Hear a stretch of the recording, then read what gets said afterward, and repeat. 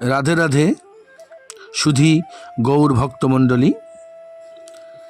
এবছর সারা বছরের যে একাদশীগুলি থাকে সেইগুলি সম্বন্ধে আলোচনা করব, এরকম একটা সিদ্ধান্ত নিয়েছিলাম, সেই অনুসারে চলতে থাকছে।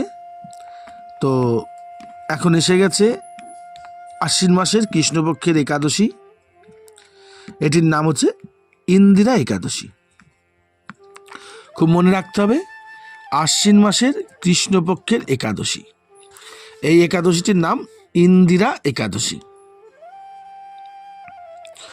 আশ্বিন মাসের কৃষ্ণপক্ষ অর্থাৎ পিতৃপক্ষ। এই যে মহালয়া হয়, সে মহালয়া তো অমাবস্যার দিন হয়, তর্পণ করতে যায় সবাই, কিন্তু সেই পিতৃপক্ষটা 15 দিন ধরেই চলে। এই 15 দিনকেই বলা হয় পিতৃপক্ষ। এই পিতৃপক্ষের মধ্যেই এই একাদশীটি পড়ে। ঠিক মহালয়ার 4 দিন আগে যে একাদশীটা হচ্ছে আশ্বিন মাসের কৃষ্ণপক্ষের একাদশী, এটির নাম হচ্ছে ইন্দিরা একাদশী। এখন ব্যাপার হচ্ছে, একাদশী পালন করলে জীবের প্রভূত উন্নতি ঘটে, আত্মার উন্নতি ঘটে এবং বহু রকমের ফল আমরা শুনে থাকি। এবং এর সঙ্গে আরেকটি বিষয় আছে, এক একটি একাদশীর আবার কিছু নিজস্ব বৈশিষ্ট্য আছে, যে এই একাদশীতে এই বৈশিষ্ট্যটা হয় বা এটা করলে এটা হয়। তো ইন্দিরা একাদশীর একটি বৈশিষ্ট্য আছে, সেই ব্রত কথাটা আমরা আগে শুনে নিই।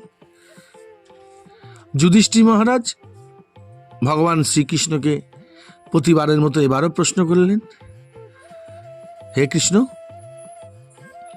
এই যে সামনে আশ্বিন মাসের একাদশী আসছে কৃষ্ণপক্ষের, এই একাদশীটির নাম কি এবং এই একাদশী পালন করলে কি ফল লাভ হয়? তখন ভগবান শ্রীকৃষ্ণ বললেন, এই একাদশীটির নাম হচ্ছে ইন্দিরা একাদশী।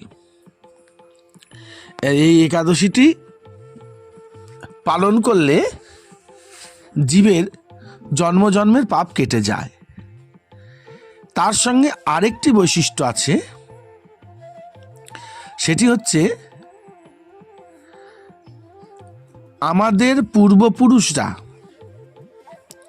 পূর্বপুরুষরা যারা মৃত্যুর পর কোনো না কোনো ধামে গিয়ে বাস করছে, কেউ বৈকুণ্ঠ ধামে আছে, কেউ স্বর্গে আছে, তো কেউ আবার নরকে আছে, কেউ ভূত হয়েছে, কেউ প্রেত হয়েছে, কেউ পিশাচ হয়েছে। তা এই রকম নিম্নজনী প্রাপ্ত আমাদের পূর্বপুরুষগণ এবং নরক বাস করছে এরকম পূর্বপুরুষগণ, তাদের উদ্ধারের জন্য এই একাদশীটি একটি বিশেষ উপায় আছে। কীরকম উপায়? যেমন তর্পণ করে পূর্বপুরুষকে তৃপ্তি করার জন্য তিল জল দান করা হয় পূর্বপুরুষের উদ্দেশ্যে, তদ্রূপ এই একাদশীটি সুন্দরভাবে পালন করে পরের দিন এই একাদশীর সমস্ত ফলটা যদি ভগবানের কাছে পূর্বপুরুষের উদ্দেশ্যে দান করে দেয়া যায়, তাহলে সেই পূর্বপুরুষ স্বর্গে যায়, সেই তার নিম্নজনি থেকে বা পাতাল থেকে, নরক থেকে সে উদ্ধার হয়ে তার ঊর্ধ্বগতি হয়। এই সম্বন্ধে একটি গল্প বললেন শ্রীকৃষ্ণ। বলে, পুরাকালে মাহেশমতি নগর, সেখানে রাজা ছিলেন ইন্দ্রসেন। এই রাজা খুব ধার্মিক রাজা ছিলেন, পুত্র পৌত্র আদি নিয়ে তিনি সুন্দরভাবে রাজত্ব করছিলেন এবং খুব ন্যায়পরায়ণ ছিলেন, ধর্মপরায়ণ ছিলেন, বিষ্ণুভক্ত ছিলেন। সেই রাজার রাজসভায় একদিন দেবর্ষি নারদ এসে উপস্থিত হলেন। দেবর্ষি নারদকে আসতে দেখে রাজা ইন্দ্রসেন খুব আনন্দ পেলেন। সঙ্গে সঙ্গে তিনি আসন ছেড়ে উঠে পড়লেন এবং দেবর্ষিকে পাদ্য অর্ঘ্য দিয়ে সম্মান জানালেন এবং প্রশ্ন করলেন যে কি হেতু আপনি এসেছেন। তখন দেবর্ষি বললেন যে আমি আসিনি, আমাকে পাঠানো হয়েছে। অবাক হয়ে গেলেন তিনি। বললেন যে তুমি তো জানো রাজন, আমি বিভিন্ন জায়গায় ঘুরে বেড়াই, তো আমি ঘুরতে ঘুরতে যমলোকে গেছিলাম। যমলোকে গিয়ে সেই নরকে আমি দেখতে পেলাম তোমার পিতাকে। আমি দেখে তো অবাক হয়ে গেলাম, তিনি একজন ধার্মিক মানুষ ছিলেন, কিন্তু তিনি যমলোকে কেন? আমি তার কাছে এগিয়ে গেলাম। তিনি খুব দুঃখ করে বললেন যে দেখুন, জীবের স্বভাব সাধারণত পাপ কর্মে লিপ্ত হওয়া। তা আমি জ্ঞানত কোনো পাপ তো করিনি, কিন্তু অজ্ঞানত কোনো না কত পাপ তো আমরা করে ফেলি। তা কোনো না কোনো পাপের জন্য আমাকে নরকভোগ করতে হচ্ছে। তাই কান্না করলেন, দুঃখ করলেন, বললেন আপনি আমাকে একটু উপকার করতে পারেন? কি উপকার বলুন? যে আপনি আমার রাজ্যে যান, মাহিষ্মতি নগরে, সেখানে গিয়ে আমার পুত্র ইন্দ্রসেনকে জানান সে যেন আশ্বিন মাসের কৃষ্ণপক্ষের একাদশী, যেটি ইন্দ্রিয়া নামে খ্যাত, সে একাদশীটি পালন করে এবং তার পুণ্য ফল যেন পূর্বপুরুষের উদ্দেশ্যে, পিতার উদ্দেশ্যে অর্পণ করে। তাহলে আমি এখান থেকে উদ্ধার হব। তাই আমি তোমাকে খবর দিতে এসেছি। এই কথা শুনে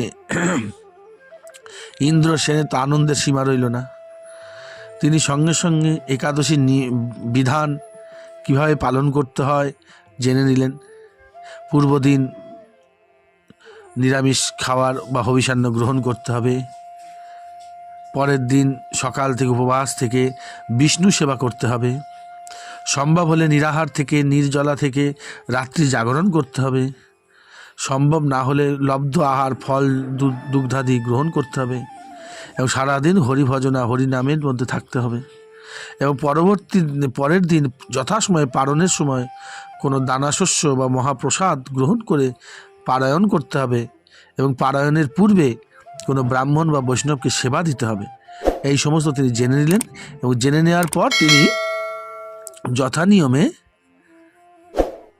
ওই একাদশীটি পালন করলেন। রাজা ইন্দ্রসেন তার পিতার উদ্দেশ্যে, তারও খুব কষ্ট হচ্ছিল, আমার পিতা কষ্ট পাচ্ছে।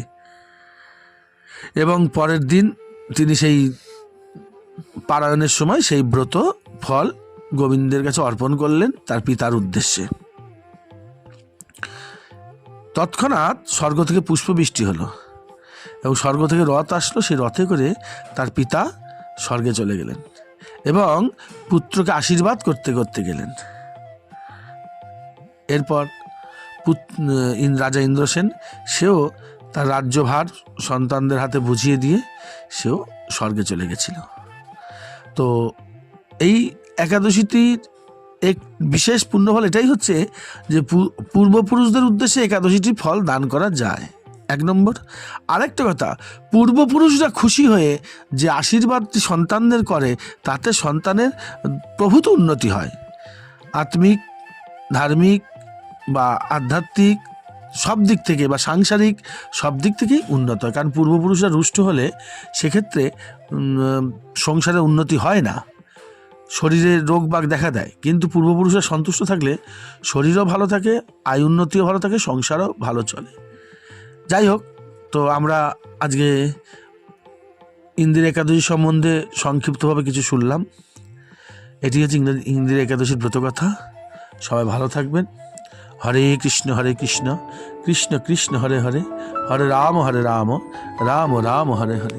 হরি বল, হরি বল, হরি বল।